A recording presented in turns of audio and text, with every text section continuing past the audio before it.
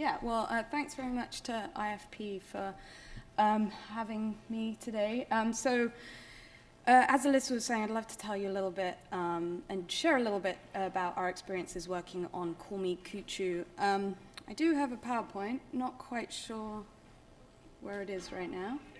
Is anyone able to help me make the PowerPoint appear? Anyone? Okay, well, regardless, hopefully, maybe I can just reconnect this.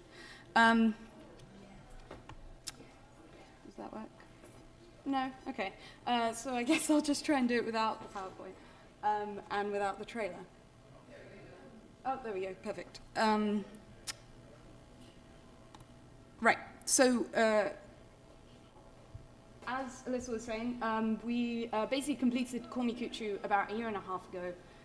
We premiered the film at the Berlin Film Festival, and we've since taken it to more than 150 film festivals worldwide. It's had theatrical distribution in a bunch of countries. It's been translated into 8 languages.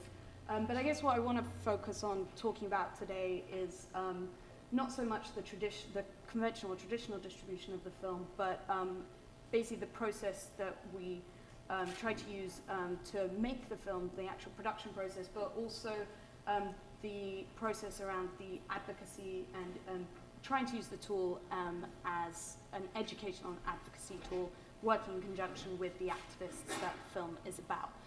So I guess probably the best place to start is just to show you guys the trailer for the film, which I think should give you a good sense of what it's about.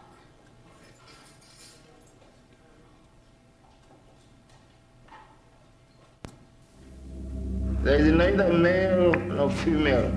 There is neither slave nor free. There is neither LGBT nor straight. We are all one.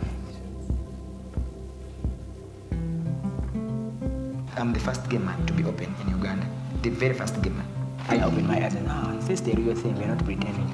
I wanted to begin the fight to liberate our people. That's one reason I decided to come out, no matter what.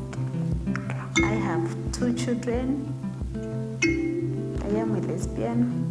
In this country, to come out and say, yes, I'm gay, it's not easy. 95% of the population does not support homosexuality. The anti-homosexuality bill proposes life imprisonment and death for aggravated homosexuality. If this bill passes, they say within 24 hours, someone should report the person he knows to be gay. We are really going back into a ministry regime.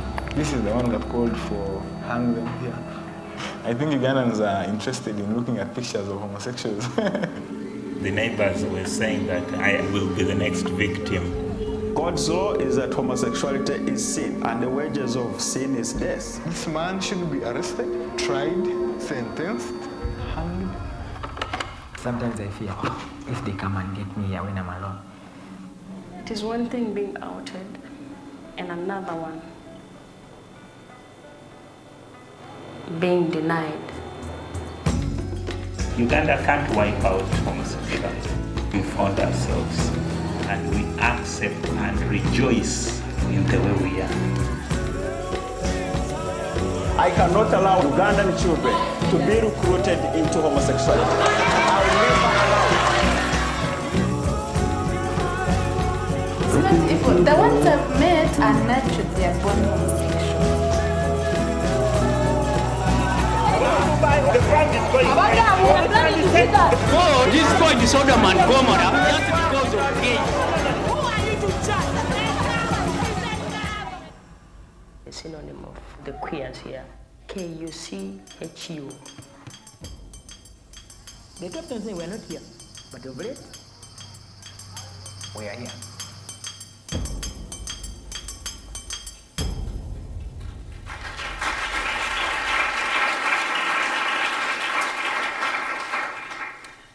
Okay, so why did Katherine Fairfax, Wright, my directing partner, and I decide to make this film? We basically came at it, or started researching it, because we were both very aware that at the time in 2009 in America and Europe, really the predominant stories around LGBT issues were focused on LGBT rights in America and Europe, and mainly around issues such as marriage equality.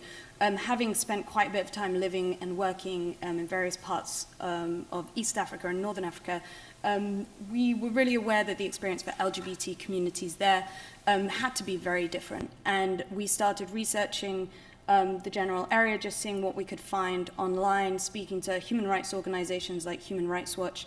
And they basically put us in touch with David Kato, who ended up being the protagonist of the film. And David basically was the gateway to the community, and he was the one who helped us connect with so many people who ended up being really central to the film.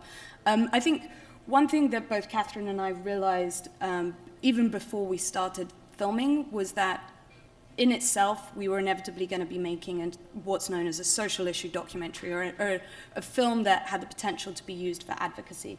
But for both of us as filmmakers, what was really important was that the production process would happen in a way that prioritized the story and the character, rather than starting from a specific agenda or a specific message that we wanted to get across.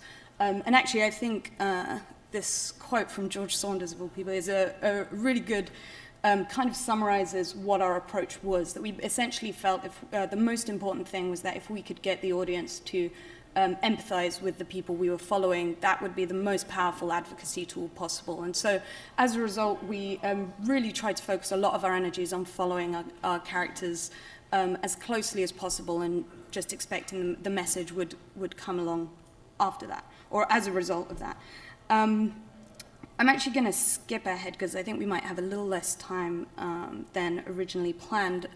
But basically, the production process was very much one that in which we worked very closely with the activists we were filming. We consulted them throughout in terms of which stories they felt were the most important to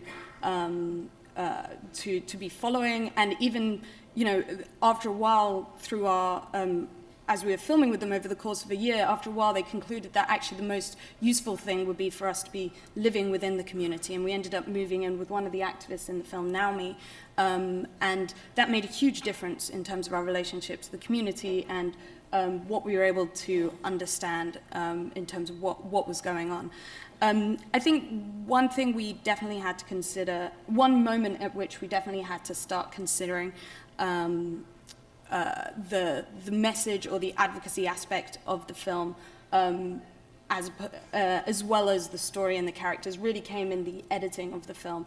And during that process, we were working with a number of not only consulting editors, but also activists who were really helpful in pointing out that we had to consider the audiences that would be watching the film. So one example of a kind of major editing decision we had to make was in terms of portraying David Kato, who was an incredible character. He told stories very elaborately. He was very open about his sexuality, and definitely at one point we had to make the decision in terms of how much of his openness about his sexuality we could include in the film without narrowing the audience that it might be able to reach. One specific example of this is a very explicit story he told about his first homosexual sexual encounter, which essentially, I guess I can't really describe it right now because I'm being filmed, but it was very explicit. And we had a very early cut of the film where we included it because we thought it was incredible and really demonstrated what a liberated perspective he had on sexuality. But what was interesting was that we did have a number of people point out to us, well, you know, if that's going to be the opening scene of the film, you're potentially going to lose people who, you know, don't necessarily see that as a sign of sexual liberation. So while coming back to my original point, we definitely always worked to prioritize the character and story over any kind of advocacy agenda. There were definitely moments when we had to compromise and we had to consider the various types of audiences. Again, I'm going to skip through some of these slides. We worked with a bunch of different types of funders, social issue funders, as well as film funders and a bunch of different labs, including Independent Film Week, which obviously is great, and also the Good Pitch and Film Independent, which did a lot to help us connect with various organizations.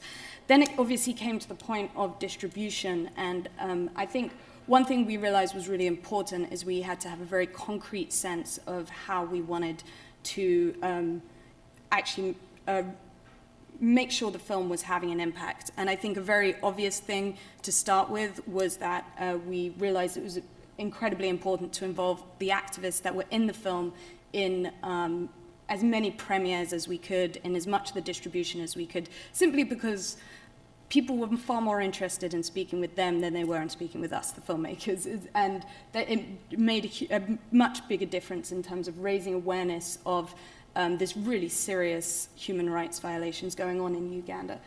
So we really put a lot of effort into making sure that we involved as many activists as we could in festival premieres, theatrical premieres, in press. You can see that Long John, one of our characters, was on the cover of Gay City News in New York. They also did interviews with the New York Times, BBC, CNN, and so on. So I think that made a big difference. But one interesting issue that came up for us was the fact that we wanted to be able to give audiences actions that they could take to support the community in Uganda. But one problem with what was going on there is that petitions and especially were no longer especially effective.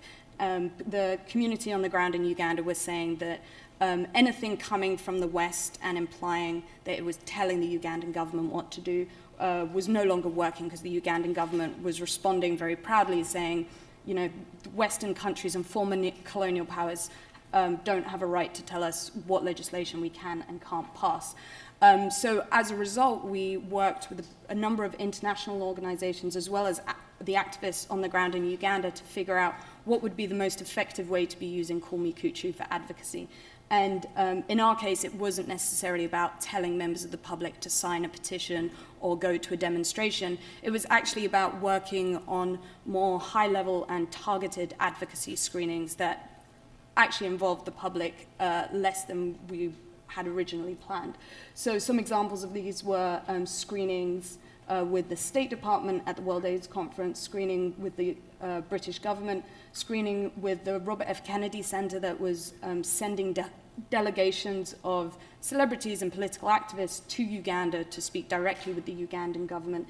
And also another good example is screening at the World Bank, which currently barely has any incorporation of LGBT issues within its policies and within its programs. And so we worked to organize a screening there so that they could start considering how LGBT rights should become a mandate within World Bank programs. And then beyond that, we've also been just working to make sure the film can get out as widely as possible to communities that might not otherwise see it. So that's included screenings across Africa, screenings across Eastern Europe especially. There's a lot of issues going on there with LGBT rights. And then also working with the, like the Dutch government, which does a screening program across all of its embassies, working with the Human Rights Watch Touring Film Festival. So it was definitely an interesting lesson to realize that calling for wide public action isn't always the most efficient way of using your film to make a change. I think one thing we were very excited about was that the film definitely helped people understand what a huge impact and how important human rights activists on the ground are. And I mean, one example is that Secretary General of the United Nations watched the film and put out a statement to emphasize that all the individuals in the film were doing really incredible work.